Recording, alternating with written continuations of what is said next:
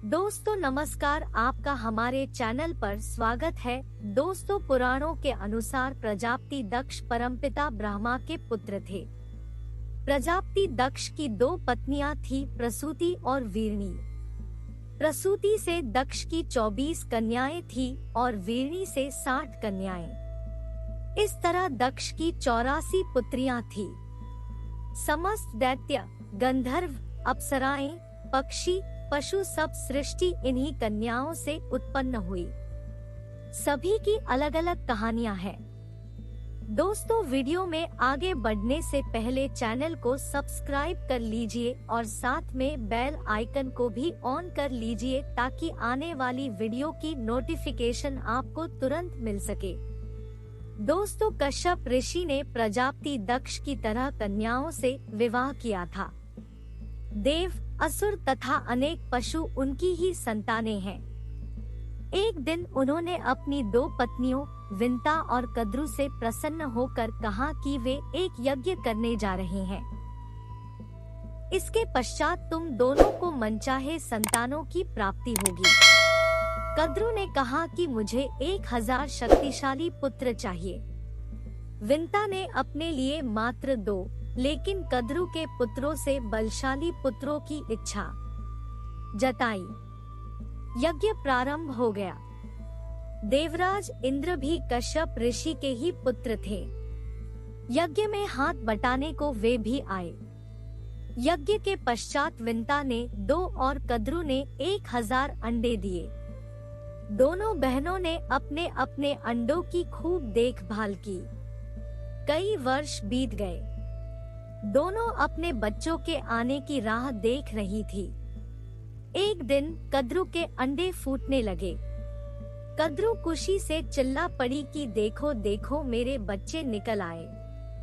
कद्रु के अंडों से 1000 नाग निकल आए। विंता को चिंता हुई कि मेरे अंडे क्यों नहीं फूटे, कहीं उसके बच्चों को कोई मदद तो नहीं चाहिए। वह अधीर हो उठी।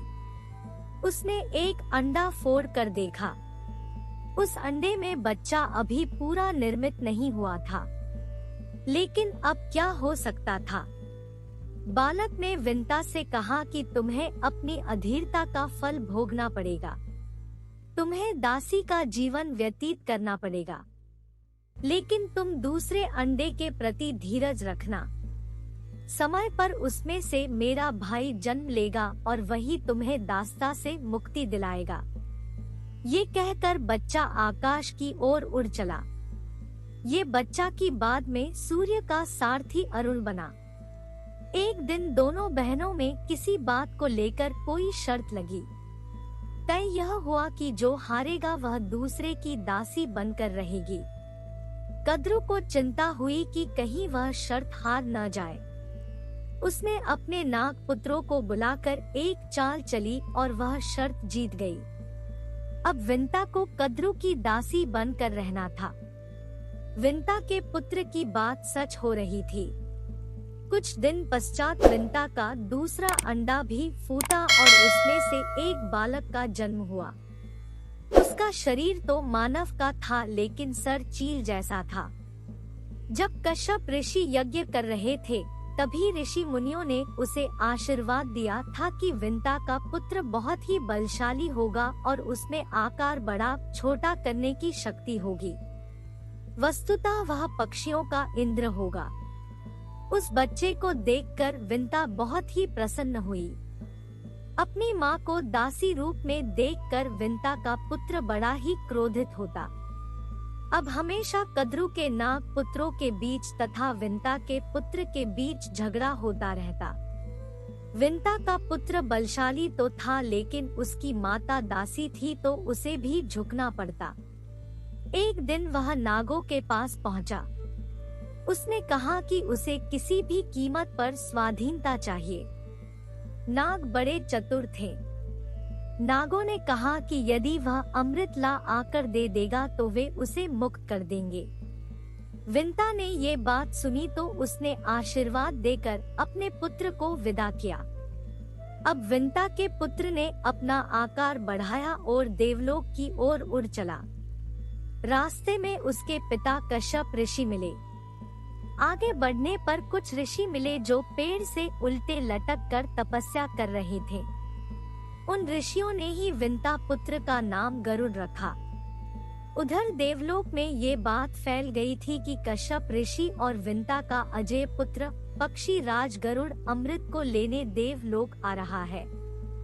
देवों ने अमृत के चारों ओर घेरेबंदी कर दी। गरुड़ के आने पर उनके पंखों की फड़फड़ाहट से उड़ी धूल से आसमान ढक गए। अब युद्ध छिड़ गया।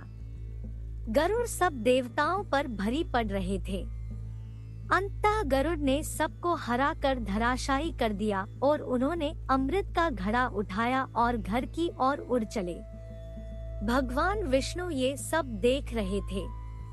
उन्होंने देखा कि गरुड़ के हाथ में अमृत घट है, लेकिन उसने अमृत को हाथ नहीं लगाया।